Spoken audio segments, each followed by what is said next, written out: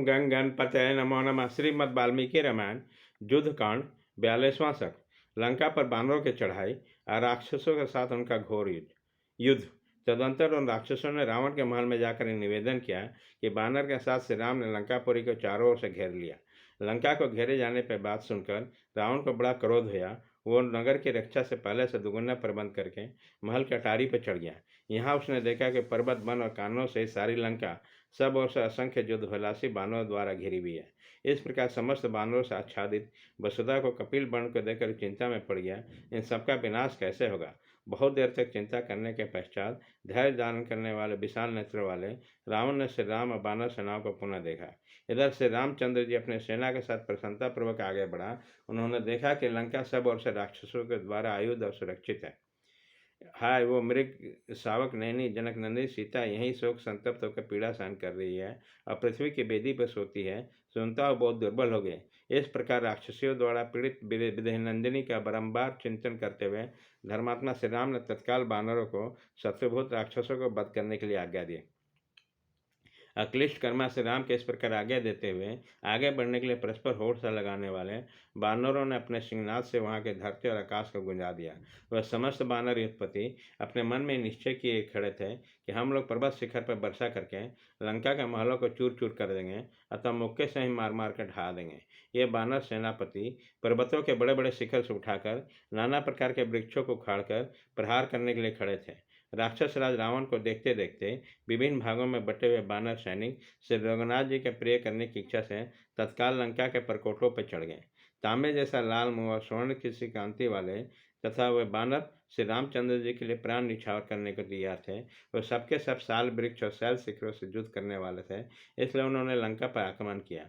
वह सभी बानर वृक्ष पर्वत शिखर और मुक्कों से असंख्य प्रकटों और दरवाजों को तोड़ने लगे। उस बानर ने स्वच्छ जल से भरी हुई खाइयों को धूल पर्वत शिखर घास पुट काठों से पाट दिया।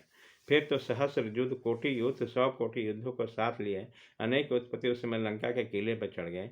बड़े बड़े गजराज के समान विशालकाय बानर सोने के समान बने हुए दरवाजों को धूल में मिलाते कैलाश समय शिखर के समान ऊंचे ऊंचे गोपुरों को भी ढाते हुए उछलते कूदते गरजते हुए लंका पर धावा बोलने लगे। अत्यंत बलशाली श्री रामचंद्र जी की जय हो, महाबली लक्ष्मण की जय हो और श्री रघुनाथ जी के द्वारा सुरक्षित राजा सुग्रीव की जय हो, ऐसा घोषणा करने वाले ग्रस्त व इच्छा अनुसार रूप धारण करने वाले बानर लंका के परकोटे पर टूट पड़े। उसी समय वीरबाहु सुबाहु नल और पनस वे बानर युद्धपति लंका के परकोटे पर चढ़कर बैठ गए और इसी बीच में वहां अपने सेना का पड़ाव डाल दिया। बलवान कुंभित विषय से सुशोभित होने वाले 10 करोड़ बानरों के साथ ईशान कोण में रहकर लंका के पूर्व द्वार पर घेर के खड़ा हो गया। उसी के सहायता से अन्य बानरों के साथ महाबाहु पुनस और प्रगस भी आकर डट गए।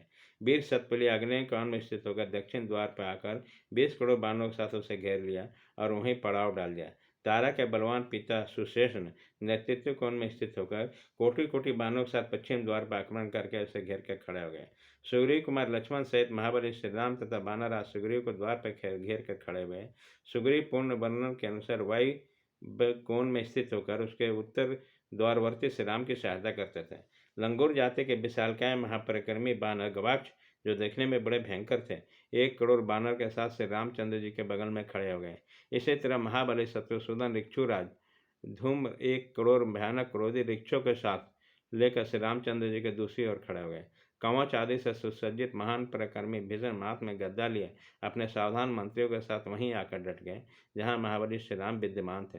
गज गवाक्ष गवय सरभ तथा गन्मादन ये सब घूम घूम कर राम से बानर सेना की रक्षा करने लगे। इसी समय अत्यंत क्रोध में भरे हुए राक्षस रावण ने सारी सेना को तुरंत बाहर निकलने की आज्ञा दी। रावण के मुख से बाहर निकलने का आदेश सुनते हैं राक्षसों के सहसा भयानक गर्जना की।